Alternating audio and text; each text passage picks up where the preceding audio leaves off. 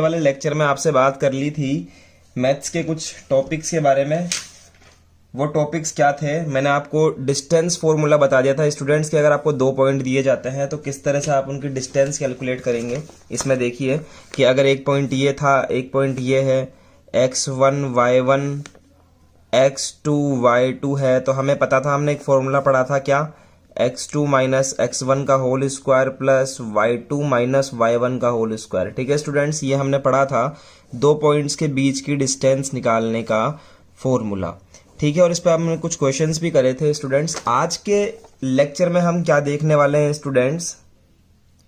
Internal and external division of distance between 2 points. ध्यान से समझिएगा स्टूडेंट्स, क्या होता है कि अब तक तो हमने 2 डिस्टेंस निकालना सीख ली कि अगर हमें 2 पॉइंट दिए जाते हैं ए और बी। सपोज एक पॉइंट है x1 कोमा y1 और दूसरा मेरा पॉइंट है स्टूडेंट्स x2 कोमा y2। ये चीज़ हमने सीख ली कि इनके बीच की डिस्टेंस हमें निकालनी है।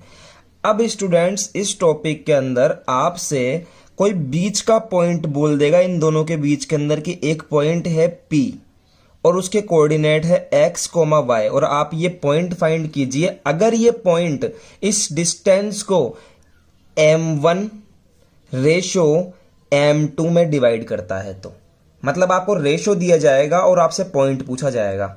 समझ रहे हैं?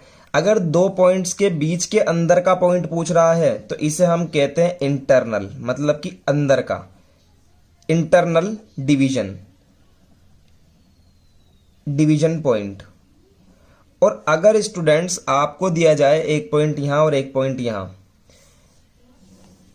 ए बी पॉइंट है, ए पॉइंट है x1 कोमा y1, एक पॉइंट है x2 comma y2, this is the B point, और कहे कि एक तीसरा पॉइंट फाइंड करो जो इस लाइन में ही है लेकिन बाहर की तरफ है स्टूडेंट्स, और वो है P। उसके कोऑर्डिनेट है x कोमा y। बस यहां अंदर था, यहां पर बाहर की तरफ है, और वो पॉइंट इस लाइन को m1 रेशो m2 में डिवाइड करता है। मतलब ये पूरा तो है m1 और यहां से लेके यहां तक की क्या है, m2 है।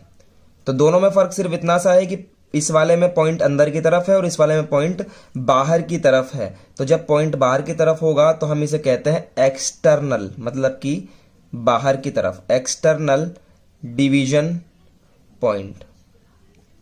फॉर्मूला देखिए स्टूडेंट्स कि अगर मुझे इस वाले फर्स्ट केस के अंदर पॉइंट P निकालना है, मतलब x और y की वैल्यू निकालनी है, तो x का फॉर्मूला होगा m1 x2 plus m2 x1 divided by m1 plus m2। समझे स्टूडेंट्स? और अगर मुझे यहां पर y निकालना है, इस P पॉइंट का y कोऑर्डिनेट निकालना है, तो फॉर्मूला होगा m1 y2 plus m2 y1 upon m1 plus m2। ये स्टूडेंट्स ये याद कर लो आप, ये दोनों फॉर्मूले हैं इंटरनल डिवाइड के। इंटरनल डिवाइड जब करेगा और जब एक्सटर्नल डिवाइड करेगा तब भी तो आपको P पॉइंट चाहिए होगा, यानी कि x और y की वैल्यू। तो x की वैल्यू निकालने के लिए फॉर्मूला है m1 x2, बस यहां प्लस था यहां माइनस हो जाएगा, minus m2 x1 divided by m1 minus m2। मतलब ऊपर भी माइनस और नीचे भी माइनस। वैसे ही यहां पर y कोऑर्डिनेट निकालना पड़ेगा, उसका फॉर्मूला हो जाएगा m1 y2 minus m2 y1 upon m1 minus m2 students. बस इन दोनों में यही फर्क है। ये फॉर्मूले आपको पता रहने चाहिए, 1 2 3 और 4 फॉर्मूला। तो स्टूडेंट्स ये आपने चारों फॉर्मूले देखे हैं। अब इसके ऊपर हम देखते हैं एक बढ़िया सा क्वेश्चन कि किस तरह से इस पे क्वेश्चन आता है। Find the coordinates of that point, उस पॉइंट के कोऑर्डिनेट फाइंड करें when divides the line joining points this and this. इन दोनों को जोड़ने वाली लाइन है, इंटरनली हमें निकालना है point, internally in the ratio 2:3। Students सबसे पहला काम है आप यहां पर लिखो सॉल्यूशन या फिर आंसर, जो भी आप लिखते हो। मुझे पता है नहीं दिख रहा आपको और आप कह रहे हैं कि सर हमें दिखाएं, तो देखिए दिख रहा है। अब देखिए स्टूडेंट्स, हमें 2 पॉइंट दिए हुए हैं, तो पहले इन दोनों पॉइंट को बनाओ आप यहां पर ऐसे। हमें इसको रेक्टेंगुलर एक्सिस में बनाने की जरूरत नहीं है, डायरेक्टली बनाओ ऐसे। -2, 1 ठीक है। और यहाँ बनाओ ये वाला point 5,4, this is the point B, और इनको ऐड करो ऐसे कैसे, ठीक है साहब। अब एक पॉइंट है जो कि इंटरनल डिवाइड कर रहा है यहाँ पर, उसका नाम मैं दे देता हूँ पी, और किस रेशो में डिवाइड कर रहा है, रेशो में डिवाइड कर रहा है 2:3 में, यानी कि m1:m2 की वैल्यू है 2:3। ठीक है स्टूडेंट्स, जो रेशो दिया जाता है वो m1 और m2 की वैल्यू होती है हमारे पास में। हमें पॉइंट p फाइंड करना है इंटरनली, मैं मान लेता हूं कि ये x और y है। तो चलिए स्टूडेंट्स, इसके बाद में हम इसका नाम देंगे, देखिए फर्स्ट वाले पॉइंट का होगा x1, y1, ये पता है आपको। दूसरे पॉइंट का हम नाम देंगे x2, y2 स्टूडेंट्स, ठीक है।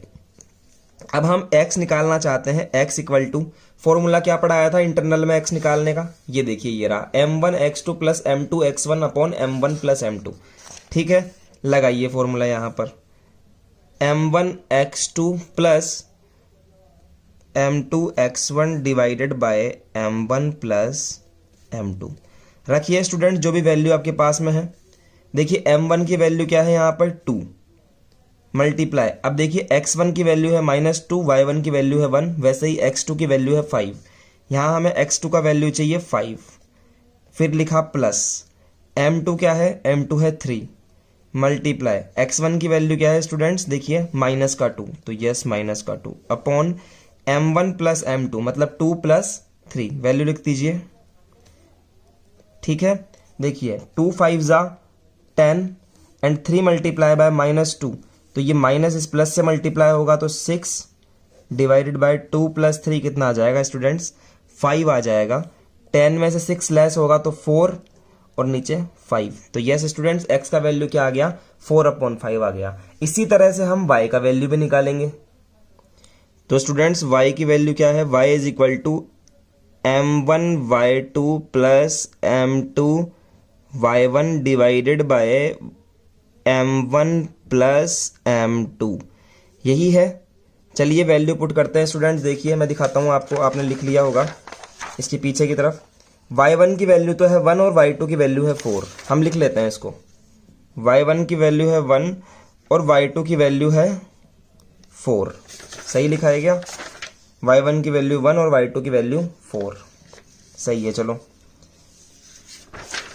और m1:m2 दिया हुआ है क्या, 2:3, ठीक है एवरीवन। देखिए अब कुछ नहीं करना, बस फॉर्मूले में लिखना है, ये तो रफ वाला काम है ये तो। रखिए m1 का वैल्यू है यहाँ से 2 मल्टीप्लाई y2 की वैल्यू है 4 प्लस m2 की वैल्यू है 3 और y1 की वैल्यू कितनी है 1 अपॉन m1 प्लस m2, तो m1 प्लस m2 मतलब कि 2 प्लस 3 स्टूडेंट्स, तो 2 4 जा 8 प्लस 3 1 जा 3 डिवाइडेड बाय 5, तो आंसर क्या आया स्टूडेंट्स हमारा 11/5। तो हैंस यानी कि इसलिए पॉइंट P क्या है, x, y था हमने माना था, देखिए यहाँ पर पीछे देखिए पॉइंट P माना था हमने x, y, देखिए यहाँ पे। तो x की वैल्यू हमारे पास अभी अभी आई थी स्टूडेंट्स, क्या आई थी 4/5 और y की वैल्यू क्या है 11/5। तो यस स्टूडेंट्स, इस तरह से हमारा इक्वेशन होगा। चलिए हम नेक्स्ट क्वेश्चन देखते हैं। Find the coordinates of that point which externally divides the line joining the point this and this. तो स्टूडेंट्स आपको पता है इस बार हमारा जो पॉइंट है वो बाहर की तरफ है, ये A पॉइंट है, ये B पॉइंट है, और जो P पॉइंट है वो बाहर की तरफ है, उसका नाम है x, y। जो A पॉइंट है वो है -4,4 मतलब 4,4, और ये है B 7,2, और बाहर की तरफ एक पॉइंट है P। हमें ये P पॉइंट फाइंड करना है, और इस बार हमारी जो m1 रेशो m2 का जो वैल्यू है स्टूडेंट्स वो है 4:7। ठीक है एवरीवन। तो आपको पता है जब एक्सटर्नली डिवाइड करते हैं तो फॉर्मूला क्या होता है, तो पहले तो आप लिखिए कि if externally divides, if a point externally divides, अगर कोई पॉइंट बाहर की तरफ से डिवाइड करता है तो x का फॉर्मूला ये होता है और स्टूडेंट्स y का फॉर्मूला ये होता है। सिंपल x1 y1 इसको लिख देंगे, इसको हम x2, y2 लिख देंगे।